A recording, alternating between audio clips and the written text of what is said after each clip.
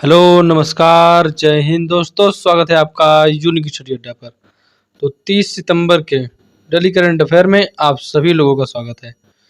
तो 30 सितंबर में जितने भी महत्वपूर्ण करंट अफेयर बन सकते हैं, उन सभी करंट अफेयर के बारे में हम लोग विस्तार से जानेंगे। करंट अफेयर तो जानेंगे ही, उसके साथ साथ जो भी एक्स्ट्रा पॉइंट पता चलेगा, जीके, जीएस, स्टैटिक जीके, जो कुछ भी एक्स्ट्रा होगा, उन सब के बारे में हम लोग जानते हुए चलेंगे। तो चलिए दोस्तों, बिना किसी देरी के आज की क्लास को शुरू करते हैं, जिसमें हमारा पहला क्वेश्चन है कि हाल ही में एम.एस. स्वामीनाथन का निधन हो गया, वह कौन थे? तो एम.एस. स्वामीनाथन के बारे में बोल रहा है। तो एम.एस. स्वामीनाथन कौन थे, वही पूछ रहा है कि एम.एस. स्वामीनाथन कौन थे। हाल ही में एम.एस. स्वामीनाथन का निधन हो गया, वह कौन थे? तो देखिए, एम.एस. स्वामीनाथन ने किया क्या था।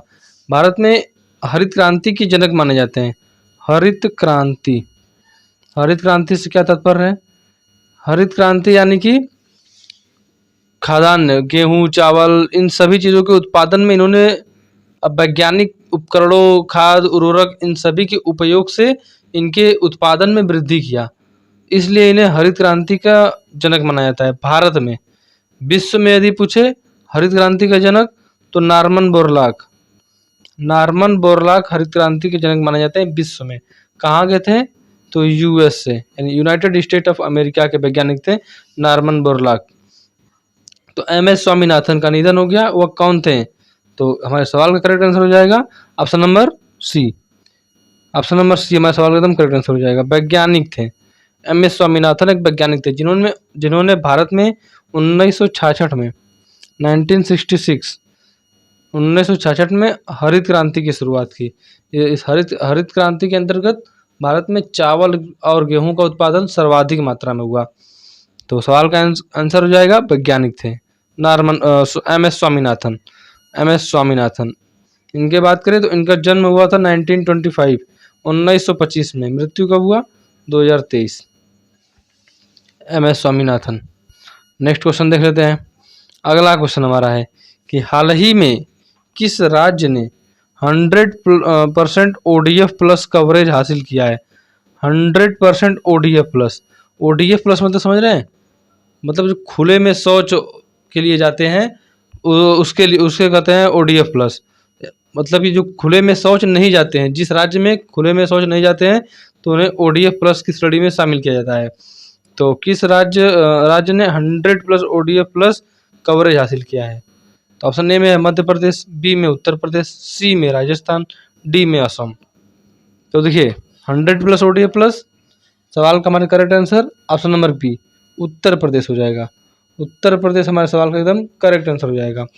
अब उत्तर प्रदेश की बात कर लेते हैं। तो उत्तर प्रदेश के मुख्यमंत्री योगी आदित्यनाथ, राज्यपाल आनंदीबेन पटेल। अभी हाल ही में उत्तर प्रदेश सरकार ने कन्या सुमंगला योजना की राशि बढ़ा दिया है। कन्या सुमंगला योजना, इसकी राशि बढ़ा दिया है। उत्तर प्रदेश ने बेसहारा जो मवेशी पशु होते हैं, उनको आश्रय देने के लिए योजना शुरू किया है उत्तर प्रदेश राज्य सरकार ने। नेक्स्ट क्वेश्चन देख लेते हैं। अगला क्वेश्चन हमारा है कि हाल ही में विश्व रेबीज दिवस कब मनाया गया? अब देखिए, रेबीज दिवस के बारे में पूछ रहा है, तो सितंबर माह में जितने भी महत्वपूर्ण दिवस हैं, उनके बारे में देख लेते हैं। तो 2 सितंबर विश्व नारियल दिवस, 5 सितंबर अंतर्राष्ट्रीय चैरिटी दिवस और शिक्षक दिवस, 7 सितंबर अंतर्राष्ट्रीय पुलिस सहयोग दिवस, 8 सितंबर अंतर्राष्ट्रीय साक्षरता दिवस, 14 सितंबर राष्ट्रीय हिंदी दिवस, 10 जनवरी को विश्व हिंदी दिवस मनाया जाता है। 14 सितंबर राष्ट्रीय हिंदी दिवस, 15 सितंबर इंजीनियर डे, जुगाड़ू दिवस और लोकतंत्र दिवस। ये तो तीनों दिवस 15 सितंबर को मनाया जाता है। 16 सितंबर ओजोन दिवस, यानी O3, ओजोन को O3 से दिखाते हैं, तो 16 सितंबर को ओजोन दिवस। 18 सितंबर बांस दिवस, विश्व बम्बू डे, बांस दिवस 18 सितंबर। 21 सितंबर अंतर्राष्ट्रीय शांति दिवस। 28 सितंबर को मनाया जाता है विश्व रेबीज दिवस। तो ये हमारा सवाल भी है, विश्व रेबीज दिवस कब मनाया जाता है? तो सवाल का करेक्ट आंसर हो जाएगा ऑप्शन नंबर सी, रेबीज दिवस 28 सितंबर को मनाया जाता है। नेक्स्ट क्वेश्चन देख लेते हैं। ठीक है, हाल ही में कौन सा राज्य दूसरी राष्ट्रीय ताइक्वांडो चैंपियनशिप की मेजबानी करेगा? तो कौन सा राज्य करेगा? उत्तर प्रदेश, राजस्थान, मध्य प्रदेश, दिल्ली। तो दूसरा राज्य दूसरी राष्ट्रीय ताइक्वांडो चैंपियनशिप की मेजबानी करेगा उत्तर प्रदेश। उत्तर प्रदेश मेजबानी करेगा। तो देखिए उत्तर प्रदेश करेगा, तो ये है मैप में उत्तर प्रदेश।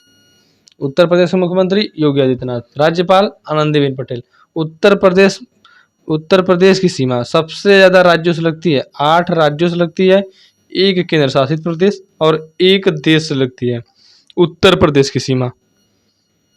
और बात कर लेते हैं हम लोग, तो उत्तर प्रदेश में भारत में गंगा नदी भारत की सबसे लंबी नदी है, 2525 किलोमीटर। और ये गंगा नदी सबसे ज़्यादा उत्तर प्रदेश में प्रवाहित होती है। उत्तर प्रदेश में सबसे ज़्यादा प्रवाहित होती है गंगा नदी। ठीक है, उत्तर प्रदेश की बात करें तो उत्तर प्रदेश में 3 टाइगर रिजर्व हैं। एक हो जाएगा आपका Pilibhit tiger reserve, Pilibhit tiger reserve. और बात करें हम लोग तो अमनगढ़ टाइगर रिजर्व, और तीसरा हो जाएगा Dudhwa tiger reserve. 3 tiger reserve है उत्तर प्रदेश में। दुधवा राष्ट्रीय उद्यान भी है उत्तर प्रदेश में। उत्तर प्रदेश में और बात कर लें तो उत्तर प्रदेश का शास्त्रीय नृत्य हो जाएगा कथक। उत्तर प्रदेश का शास्त्रीय नृत्य हो जाएगा। पंडित बिरजू महाराज इस कथक से संबंधित हैं। पंडित बिरजू महाराज कथक से संबंधित हैं। तो ये सब जानकारी उत्तर प्रदेश के बारे में। नेक्स्ट क्वेश्चन पर चलते हैं। अगला क्वेश्चन है कि हाल ही में जारी ग्लोबल इनोवेशन इंडेक्स में कौन शीर्ष पर रहा? तो देखिए ऑप्शन में हो जाएगा हमारा option number A Switzerland, B Bharat, C USA, D UAE. देखिए ग्लोबल इनोवेशन इंडेक्स के बारे में पूछ रहा है। इनोवेशन इंडेक्स, इसमें कौन सा देश शीर्ष पर रहा? तो स्विट्जरलैंड इसमें शीर्ष पर रहा। बात करें हमारा प्यारा भारत किस स्थान पर है इस इंडेक्स में? तो भारत इस इंडेक्स में 40वें स्थान पर है। यानी इनोवेशन के मामले में भारत 40वें स्थान में है विश्व में। तो ग्लोबल इनोवेशन इंडेक्स भारत 40 और स्विट्जरलैंड इसमें पहले स्थान पर हो जाएगा। अब देखिए इंडेक्स आ गया, तो कुछ इंडेक्स देख लेते हैं। तो देखिए हेनले पासपोर्ट रिपोर्ट अभी जारी हुआ है, जिसमें भारत का पासपोर्ट 80वें स्थान पर है। पहले स्थान पर हर बार जापान रहता था, परंतु इस बार सिंगापुर है। सिंगापुर पहले स्थान पर है।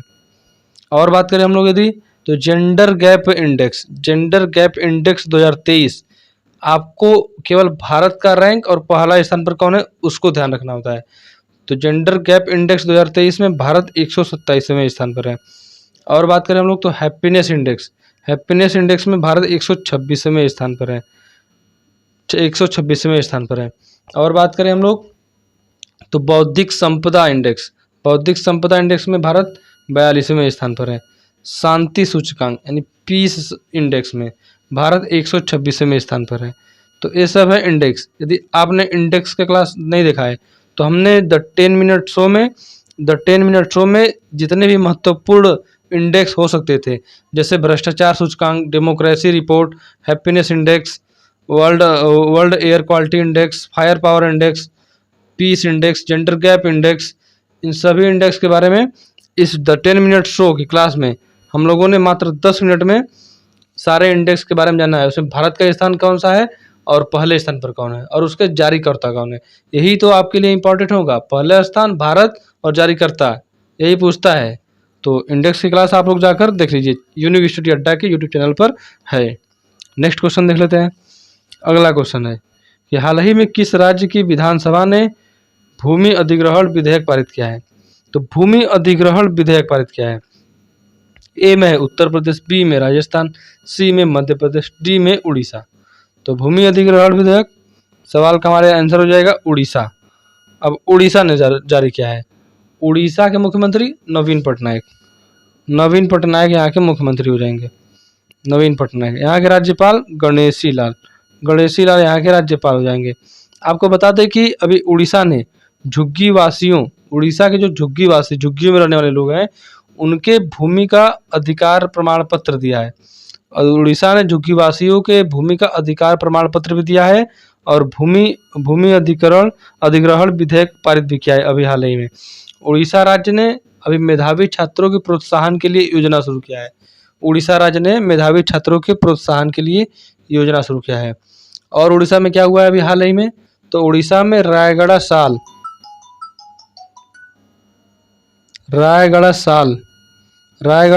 के वृक्ष को, रायगढ़ साल को जीआई टैग दिया गया है।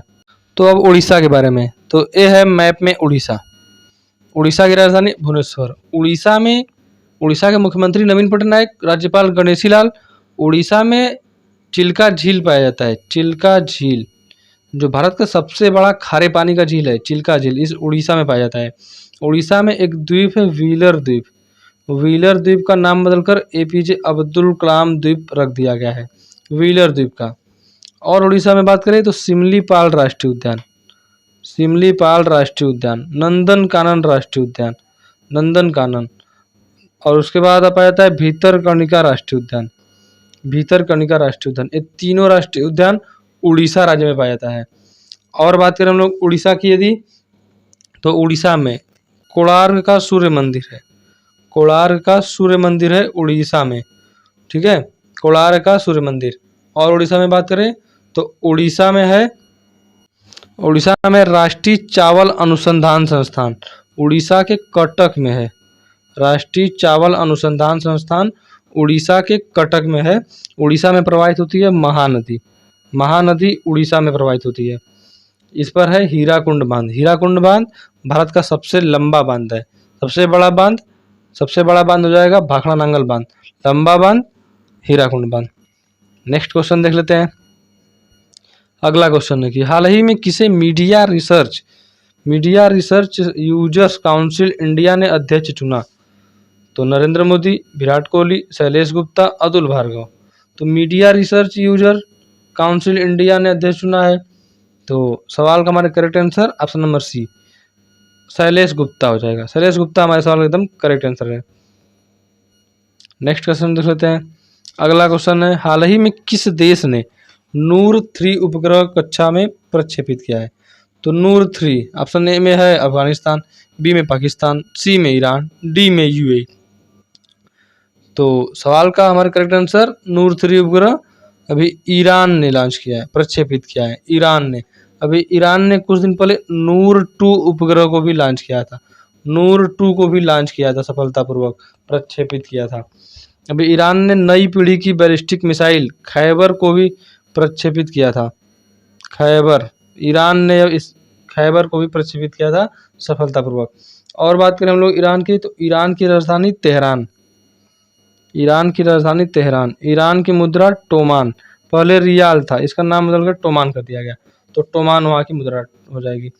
टोमान का मतलब होता है 10,000। यह टोमान का मतलब हो जाएगा 10,000।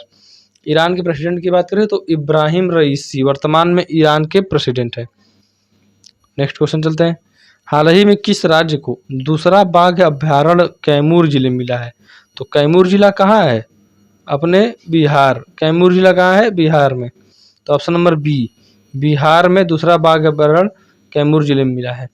तो बिहार हमारे सवाल का एकदम करेक्ट आंसर हो जाएगा। बिहार के मुख्यमंत्री नीतीश कुमार, बिहार के राज्यपाल राजेंद्र अरलेकर। अभी हमने कुछ दिन पहले यहाँ पर अल्पसंख्यक बेरोजगार युवाओं के लिए योजना शुरू किया गया है बिहार में। बिहार में और क्या है? तो बिहार में कैमूर राष्ट्रीय उद्यान भी है। बिहार में भीमबांध राष्ट्रीय उद्यान भी है। ठीक है, तो ये सब जानकारी बिहार के बारे में। नेक्स्ट क्वेश्चन, हाल ही में HP के साथ मिलकर भारत में क्रोमबुक निर्माण में सहयोग किया Google, Meta, Microsoft, none of this. तो सवाल का करेक्ट आंसर गूगल हो जाएगा। अब बात कर लेते हैं गूगल की। तो गूगल की स्थापना 1975 में किसने किया? गूगल की स्थापना 1998 में। गूगल की स्थापना हो जाएगा 1998 में गूगल का स्थापना हुआ। माइक्रोसॉफ्ट का स्थापना यदि पूछेगा तब 1975 में हुआ है। माइक्रोसॉफ्ट की स्थापना 1975 में। संस्थापक कौन है? बिल गेट्स और पॉल एलन। गूगल की बात करें तो 1998 में स्थापना लैरी पेज और सर्जी ब्रेन ये 2 व्यक्ति मिलके इस गूगल की स्थापना करते हैं। गूगल ने अभी हाल ही में 25 साल अपना सेलिब्रेट किया है। अब तो HP ने किसके साथ मिलकर भारत में क्रोमबुक निर्माण किया? तो गूगल के साथ। सवाल का करेक्ट आंसर गूगल हो जाएगा। मेटा की बात करें तो ये फेसबुक था पहले, इसका नाम बदल के मेटा कर दिया गया। मेटा की स्थापना 2004 यानी फेसबुक की स्थापना 2004 में हुआ। माइक्रोसॉफ्ट 1975। तो 30 सितंबर में दोस्तों जितने भी महत्वपूर्ण करंट अफेयर बन सकते थे उन सभी के बारे में हम लोगों ने बात किया। तो यदि वीडियो पसंद आया हो तो लाइक करें, और ज़्यादा पसंद आया है तो अपने और दोस्तों के साथ शेयर करना ना भूलें। मिलते हैं नेक्स्ट वीडियो में। जय हिंद।